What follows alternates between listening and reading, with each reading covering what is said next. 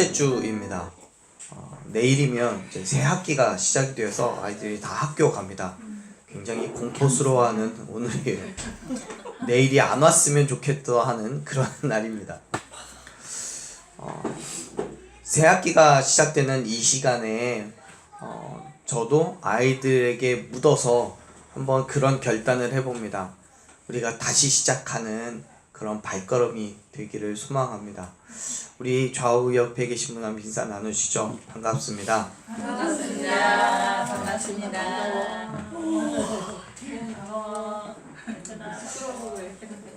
이렇게도 한번 인사 나눠보시죠. 이제 다시 시작합시다. 이제 다시 시작합시다.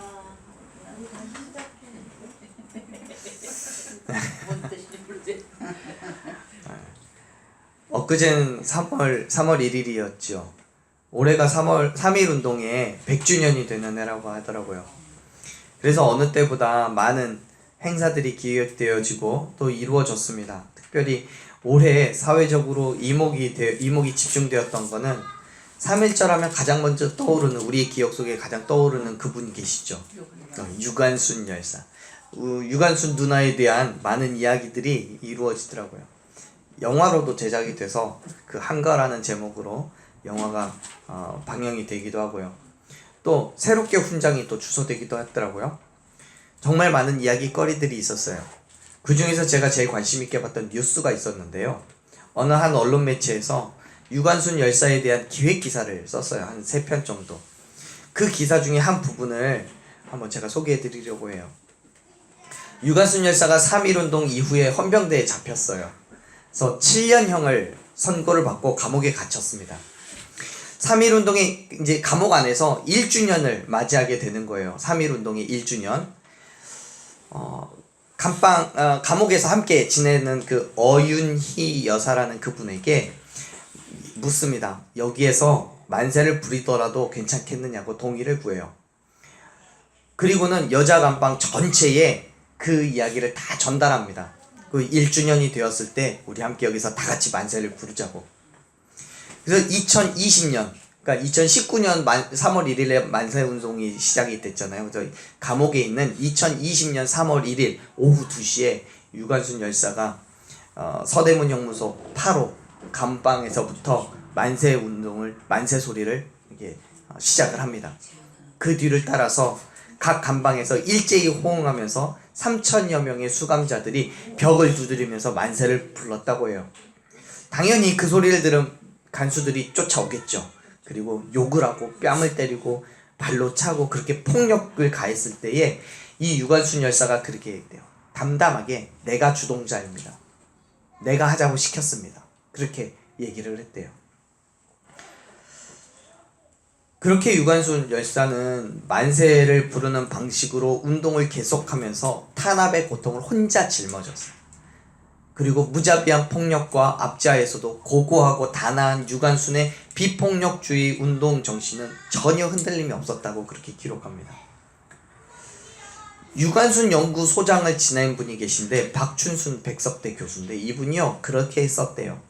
보통 유관순 열사를 생각하면 무조건적으로 저항적이고 적극적인 이미지만 생각하는데 아니다. 유관순 열사는 외유내강의 전형적인 모습으로 비폭력과 헌신을 앞세우고 평화주의자이며 그러면서도 독립운동에 임하는 자세는 누구보다도 진하고 굳셌다. 그렇게 평가합니다. 저는요 그 기사를 보면서 그런 생각을 했습니다. 지금 이 모습이, 이 유관순 열사가 보여주는 모습이 세상을 대하는 그리스도인의 태도라고요. 비폭력과 헌신을 앞세우고 평화주의자면서 그러면서도 세상의 악함을 마주 대하는 그 자세는 누구보다도 진하고 굳센 그리스도인. 저는요 그런 그리스도인이 되고 싶습니다. 시간이 흐르고 시대가 지나가면서 악한 것이라고 말하기보다 오히려 세상에 순응하고 악을 이용해야 살아갈 수 있다라고 말하는 사람들이 있어요. 그리스도이면서도요. 현실에서 살아가고 있기 때문에 적당히 현실과 타협하고 적당히 믿음의 삶을 살아가는 것, 마치 교회와 세상에 한 발씩을 담그고 필요한 대로 사용해야 된다고 말해요. 사랑하는 여러분, 그건 정말 믿음이 아니에요. 그건 그리스도인이라고 말할 수 없어요. 유관순 열사와도 같이 믿음을 지키는 것에 있어서는요, 한치의 물러섬도 없어야 되는 거죠. 모진 핍박과 고문과 죽음의 위협을 받아가면서도요, 아니 실제로 죽어가면서도 끝까지 예수 그리스도를 배반하지 않는 그 믿음이 저와 여러분에게 있기를 간절히 소망합니다. 출애굽한 이후에 가나안 땅을 정복하고 그 땅에서 살아가는 이스라엘 사람들은 어쩌면 그 어떤 시대에 누구보다 하나님께 대한 확고한 믿음과 결단이 있었던 사람들이었을 거예요. 왜냐하면 출애굽을 하는 그 과정과 40여 년의 광야길, 그리고 가나안 땅을 정복하고 살아가는 그 모든 순간들 속에서 하나님께서 그들 가운데 역사하고 계시면 그들 눈으로 보았고 피부로 경험했고 삶의 모습들을 전 곳에서 하나님과 함께 하고 있었기 때문에 전 시대를 통틀어서 그 누구보다도 믿음이 굳센 그런 사람들이라고 말할 수 있겠지요. 그렇기 때문에 어떤 면으로 보자면 이 시대의 이스라엘 백성들은 오히려 하나님께 대한 믿음을 저버린다는 것이 더 어려울지도 모르겠어요. 그런데 놀랍게도요, 전혀 그렇지 않아요. 시간이 지나가고 세대가 바뀌어가면서 점점 하나님은 잊혀져 가요. 세상의 우상으로 그들의 믿음의 자리를 채워가요. 그리고 그들을 가나안 땅으로 인도했던 여호수아는 그러한 이스라엘 백성들을 보면서 삶의 마지막을 준비하는 거예요. 여호수아는요, 가나안 땅에 살아가고 있는 모든 지파의 장로들과 수령들과 재판장들, 관리들을 다 세겜으로 불러 모읍니다. 그리고 그들에게 고별 설교를 해요. 마지막 설교인 거죠. 이 세겜이라는 곳은요, 죽음을 목전에 둔 여호수아에게 매우 특별한 장소예요. 왜냐하면 출애굽 2, 3세대의 이스라엘 백성들과 함께 가나안 땅에 들어오면서 여호수아가 하나님과 약속대로 새롭게 언약을 맺은 그 장소가 세겜이에요. 또 하란 땅에서 돌아온 야곱이 이방의 각종 우상들을 묻어버리고 개혁을 이루어낸 장소가 이 세겜이에요. 뿐만 아니라 이전에 아브라함이 가나안 땅에 들어와서 처음으로 하나님께 제단을 쌓은 곳이기도 했기 때문에 세겜은 이스라엘의 모든 역사에서 중요한 위치를 차지하고 있는 곳이에요. 그러한 세겜에 여호수아가 모든 지도자들을 불러 모은 것은 이제 이스라엘 백성들에게 특별한 요구를 하기 위해서였어요. 여호수아의 요구는요, 다른 게 아니에요. 앞에서 말씀드린 것처럼 이스라엘 백성들이 가나안 땅에 처음 들어왔을 때 했던 그 하나님과의 맺은 그 언약을 기억하라는 것이고, 지금 그들이 삶 가운데 있는 각종 우상들을 땅에 묻어버리고 개혁을 일으키기를 요구하고 있는 거예요. 그렇습니다. 사랑하는 여러분, 여호수아는요, 자신의 삶의 끝자락에서 이스라엘 백성들이 다시 시작하기를 소망하고 있는 거예요. 세상에 물들어서 세상이 원하는 대로의 삶을 살아가는 게 아니라 하나님의 말씀을 지켜 행하면서 온전한 그리스도인 된 삶을 결단하라고 요구하고 있는 거예요. 왜요? 그래야 하나님의 지키시고 인도하심을 받으며 하나님의 백성으로서 살아갈 수 있기 때문입니다. 사랑하는 여러분, 오늘 저는 다시 한번 여호수아가 이스라엘 백성들에게 요구한 것처럼 저와 여러분이 동일하게 그 요구를 받아들이기를 소망합니다. 다시 한번 하나님 앞에 하나님과 맺은 언약을 기억하고 온전히 하나님의 백성으로서의 삶을 살아가는, 그 삶을 살아가는 저와 여러분이 되기를 간절히 축원합니다. 여호수아는 먼저 24장 1절에서부터 하나님께서 지금까지 이스라엘에게 어떻게 역사하셨는지를 언급하죠. 그리고 하나님의 언약, 그리고 이스라엘의 출생, 야곱, 그리고 무엇보다도 중요한 모세와 아론을 통한 출애굽의 사건들을 이야기해요. 그렇게 가나안 땅에 들어와 살게 된 여정을 설명한 이후에 본격적으로 여호수아가 세겜까지 사람들을 불러 모은 이유에 대해서 말합니다. 14절 말씀을 같이 한번 읽어볼까요? 14절 읽습니다. 그러므로 이제는 여호와를 경외하며 온전함과 진실함으로 그를 섬기라. 너희의 조상들이 강 저쪽과 애굽에서 섬기던 신들을 치워버리고 여호와만 섬기라. 아멘. 여호수아는 그곳에 모여있던 많은 사람들을 향해 말해요. 강 저쪽과 애굽에서 섬기던 신들을 치워버리고 오직 여호와만을 섬기라고요. 그런데 정말 이상한 건 여호수아가 지금 이스라엘 백성들에게 요구하고 있는 이 이야기가 하루 이틀 전의 이야기가 아니에요. 이미 수십 년 전에 애굽을 떠나올 때에 다 해결했던 거예요. 그런데 지금 또다시 이걸 요구하고 있는 거예요. 더군다나 우상 숭배에 대한 것은 모세가 신명기에서 가나안 땅에 들어가는 출애굽 2, 3세대에게 분명하게 선언했던 거예요. 너희가 우상 숭배하면 안 된다고요. 우상 숭배하면 지금까지 살고 있는 그 땅에서, 가나안 땅에서 쫓겨날 거라고요. 그렇기 때문에 절대로 해서는 안 되는 그 우상 숭배를 하지 말아야 된다라고 그토록 요구하고 약속을 받았던 거예요. 그런데 지금 또다시 여호수아가 그걸 요구하고 있는 거예요. 그만큼 인간의 연약함이라는 건 말로 다 할 수가 없지요. 이스라엘 백성들은 그렇게 모세를 통해서, 여호수아를 통해서도 우상 숭배하지 말 걸 교육받았지만 여전히 우상의 영향을 받으며 살아가고 있는 거예요. 아니요, 그 땅에 살면서 세상에 순응하며 살아가고 있는 거예요. 사랑하는 여러분, 우리가 살아가는 이 시대는요, 우상과 어둠이 가득한 시대예요. 이전보다 더하면 더했지 결코 덜하지 않아요.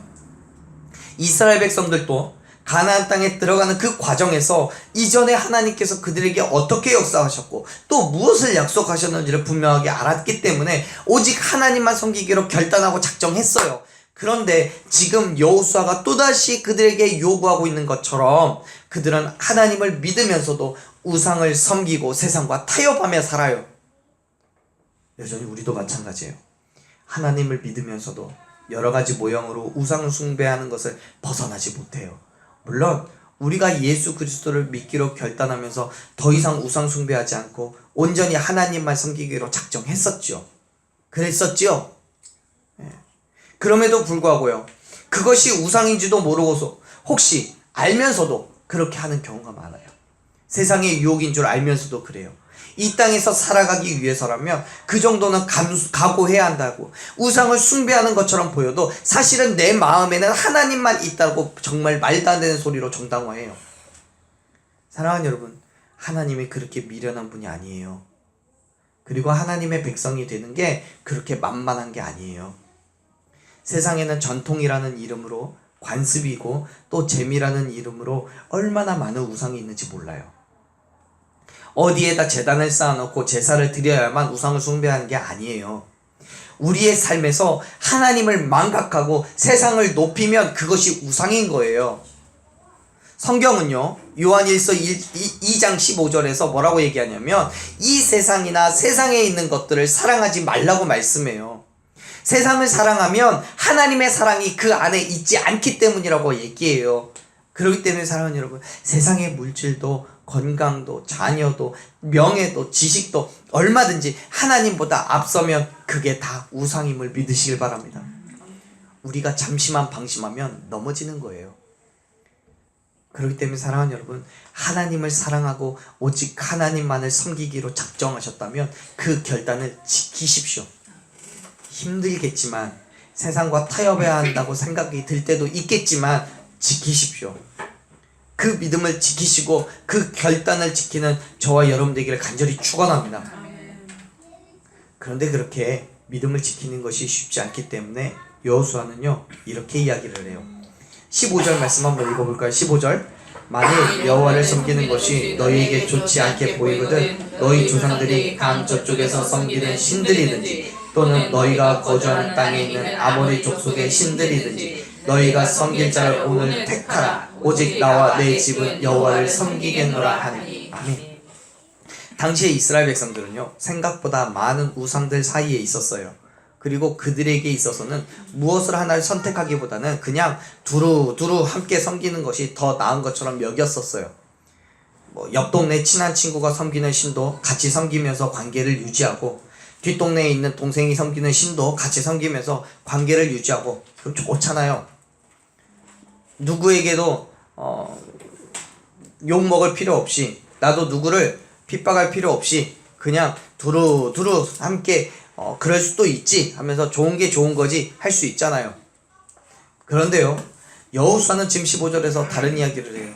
만일 자신들이 하나님을 섬기겠다고 작정하면 다른 우상들을 버려야 된다고요.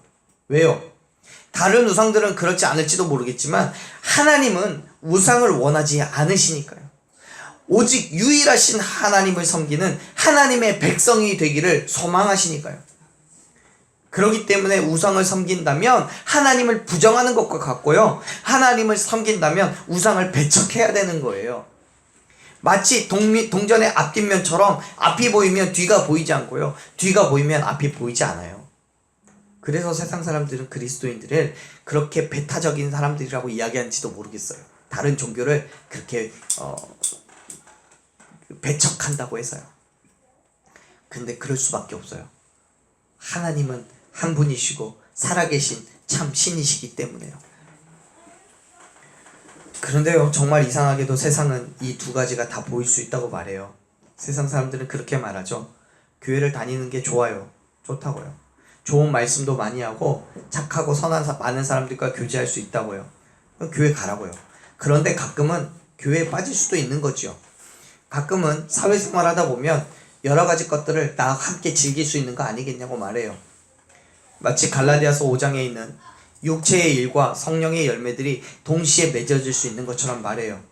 그런데 성경은 결단코 그게 불가능하다고 말씀합니다.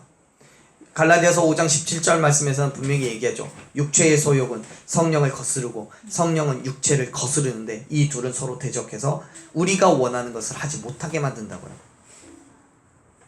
사랑하는 여러분, 성경이 이렇게 분명하게 말씀하고 계시는데 왜 우리는 매번 그렇게 하나님과 세상에 한 발씩 들여놓고 어느 쪽에 힘을 둘지를 고민하면서 사는 거예요. 지금 이스라엘 백성들이 그러한 삶을 살아가고 있는 거예요. 예컨대 농사를 지으면서 수확의 신, 농사의 신에게도 제사하고 하나님께도 제사해요. 그러면서 얘기해요. 혹시 몰라서 다 제사하니까 어디 하나만 걸려요. 이렇게 얘기하는 거예요. 그런 이스라엘 백성들에게 여호수아는 얘기합니다. 강 저쪽에서 섬기던 신이든 아니면 이쪽 가나안 땅에서 아모리 족속의 신이든 제발 한 가지만 섬기라고요. 그러면서 자신은 어떻게 하겠다고 얘기해요? 여호수아와 여호수아 가족은 어떻게 하겠대요? 오직 하나님만을 섬기겠다고 선포해요. 사랑하는 여러분, 여호수아는요 이스라엘 백성들에게 분명하게 자기의 마음을 정하라고 한 이후에 지체 없이 자신의 입장을 밝힙니다. 여기에는 고민도 없고 주저함도 없습니다. 그럴 수밖에 없는 게요, 지금까지 그가 살아온 모든 삶을 통해서 그 무엇과도 감히 비교할 수 없는 하나님의 위대하심과 전지전능하심과 그리고 유일하심을 보았기 때문이에요. 경험했기 때문이에요. 그렇기 때문에 단호하게 결단할 수 있는 거예요. 사랑하는 여러분, 우리는 뭘 결단해야 됩니까? 우리가 믿는 신은 무엇입니까? 우리는 누구를 따라야 되고 어떤 믿음을 가져야 됩니까? 예수님을 믿는 그리스도인이면서도 세상에서의 한 부분을 차지하고 살아가는 인간이기에 때로는 세상과 타협을 하기도 하고 세상의 즐거움을 쫓아서 살아가기도 해야 돼요? 그러면서도 다른 한쪽으로는 하나님의 말씀을 듣고 그 말씀을 결단하기도 해야 돼요? 사랑하는 여러분, 이제 우리는 결단해야 돼요.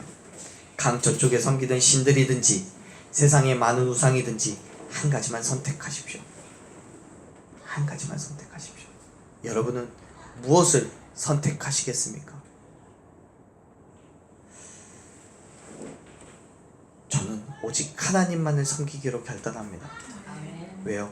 저는 하나님께서 저에게 역사하신 것들을 경험했기 때문에요. 뿐만 아니라 지금도 그리고 이 이후에도 살아서 역사하신 하나님께서는 지속적으로 저에게 역사하실 것을 믿기 때문입니다. 그뿐만 아니죠.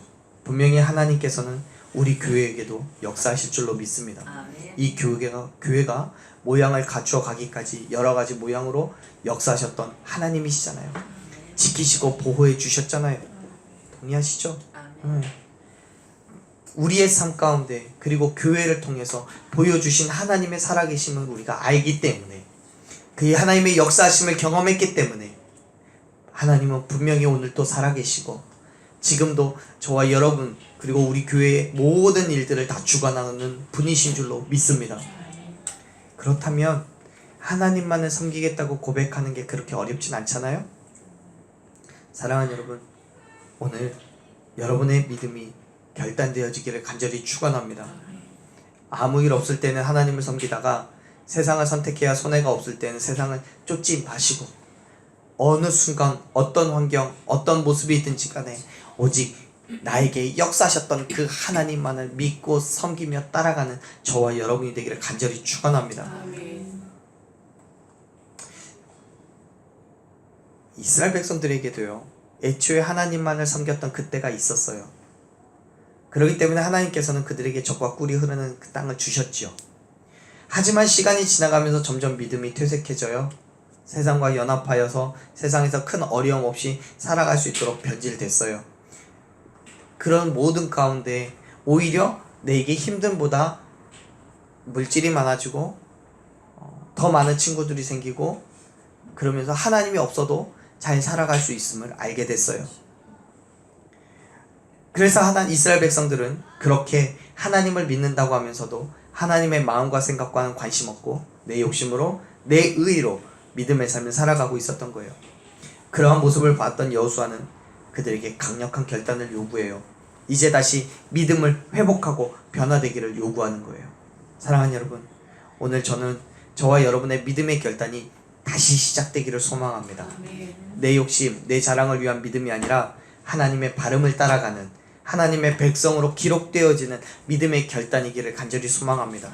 처음 하나님을 믿기로 결단했을 때와 같이 세상에 무슨 일이 있어도 온전히 하나님의 말씀만 쫓아 살아가는 그 믿음의 결단이 저와 여러분의 결단이 되기를 간절히 축원합니다. 자, 여호수아의 요구에 이스라엘 백성들은 이렇게 답변을 해요. 16절 말씀 같이 읽어볼까요? 백성이 대답하여 이르되 우리가 결단코 여호와를 버리고 다른 신들을 섬기기를 하지 아니하리니. 아멘. 이스라엘 백성들이 여호수아가 먼저 한 그 결단을 겁먹어서 따라 결단하는 게 아니에요. 오히려 여호수아의 결단을 통해서 그들의 삶을 돌이키는 계기가 되었어요. 이전에 그들에게 하나님께서 어떻게 역사하셨는지를 다시 기억이 난 거예요. 그래서 이야기하죠. 17절 말씀 읽습니다. 이에 우리 하나님 여호와께서 친히 우리와 우리 조상들을 인도하여 애굽 땅 종되었던 집에서 올라오게 하시고 우리 목전에서 그 큰 이적들을 행하시고 우리가 행한 모든 길과 우리가 지나온 모든 백성들 중에서 우리를 보호하셨으며 18절 여호와께서 또 모든 백성들과 이 땅에 거주하는 아모리 족속을 우리 앞에서 쫓아내셨습니다. 그러므로 우리도 여호와를 섬기리니 이는 우리 하나님이시니이다 하니라. 아멘. 사랑하는 여러분, 이스라엘 백성들이 만났고 경험했던 하나님이 바로 그러한 하나님이셨음을 믿으시길 바랍니다. 애굽의 종으로부터 구원하시고 그들의 목전에서 기적과 이적을 베푸신 하나님, 모든 길 가운데 지키시고 보호하셨던 하나님, 또한 모든 대적들을 다 물리치시고 쫓아내신 하나님, 바로 이스라엘 백성들이 믿고 의지하던 하나님이 그 하나님이셨다고요. 그들에게 그런 하나님이 경험되어졌기 때문에 이제 다시 한번 그 하나님이 바로 자신들의 하나님이 되심을 고백하고 있는 거예요. 다시 말해서 더 이상 썩어질 세상의 것들로 영원하시고 능력이신 하나님과 바꾸지 않겠다라는 그 강력한 선언이에요. 그리고 수천 년 전에 이스라엘 백성들이 만난 그 하나님은 오늘 저와 여러분에게도 찾아와 주셔서 우리를 만나주시고 동일한 은혜를 부어주실 줄로 믿습니다. 우리가 종되어 살던 세상에서 우리를 구원하시고 우리의 믿음의 삶에 기적과 이적을 베푸시고 지난 살아온 모든 삶 가운데서 우리를 지키시고 보호하실 것을 여러분 믿으시길 바랍니다. 그렇기 때문에 저와 여러분의 입술을 통해서 동일한 고백이 되기를 소망합니다. 우리도 여호와를 섬기리니 우리의 하나님이시니이다. 그런 고백이요. 우리 같이 한번 고백해 볼까요? 내가 하나님을 섬기리니 내가 하나님을 섬기리니 주님이 나의 하나님이십니다. 주님이 나의 하나님이십니다. 이스라엘 백성들의 고백이에요. 오늘 그 고백이 바로 나의 고백이 되기를 간절히 축원합니다. 여호수아는요 그런 같은 고백을 하는 이스라엘 백성들에게 이렇게 얘기를 해요. 우리 함께 이 말씀이 읽지는 않았지만 23절 말씀 한번 가볼까요? 23절 말씀에서 여호수아 이야기합니다. 같이 읽습니다. 여호수아가 이르되 그러면 이제 너희 중에 있는 이방 신들을 치워버리고 너희의 마음을 이스라엘의 하나님 여호와께로 향하라 하니. 아멘. 사랑하는 여러분, 이전에 우리가 예수님을 믿기로 결단했지만 세상 속에 살면서요 흔들리고 넘어졌던 그 믿음이 있어요. 우상을 섬겼던 그런 모습들도 있을지 몰라요. 하지만 23절에서 여호수아는 분명하게 이스라엘 백성들에게 이야기합니다. 너희가 결단했다면 이제 그 모든 이방인 신들을 치워버리고 너희의 마음을 이스라엘의 하나님 여호와께로 향하라고요. 사랑하는 여러분, 이제 우리의 그런 믿음의 모습들, 세상 속에서 흔들리고 넘어졌던, 그리고 여러가지 모양으로 긁히고 쓸린 상처 있는 모습들 다 버리고 이제는 새로운 발걸음으로 걸어가야 될 줄로 믿습니다. 저는 오늘이 저와 여러분이 다시 시작하는 발걸음이기를 소망합니다. 오직 하나님을 섬기겠다는 그 결단이요, 오직 하나님이 나의 하나님이 되신다는 그 결단이요, 오직 하나님의 발음으로 세상 속에서 살아가겠다라는 그 결단이 다시 시작되는 발걸음이 되기를 간절히 축원합니다. 그 결단에 하나님께서는 우리의 모든 삶을 책임져 주시고 지키시고 보호해 주실 줄로 믿습니다. 사랑하는 여러분, 주님의 도우심을 간구하세요. 성령 하나님께서 우리에게 역사하셔서 우리의 모든 우상을 다 태우시고 부흥의 불길이 타오르게 해주실 걸 간구하십시오. 여호수아와 같이 오직 하나님만을 섬기겠노라고 결단할 수 있기를 간절히 소망합니다. 그래서 23절에서 여호수아가 이스라엘 백성들에게 요구하듯이 우리의 모든 마음이 하나님께로만 향하여서 이전과 같이 하나님의 도우심과 지키시고 보호하심 가운데 온전한 그리스도인으로 살아가는 저와 여러분이 되기를 간절히 축원합니다. 날마다 그 믿음의 삶 가운데 서 가시는 저와 여러분 되기를 간절히 소망합니다.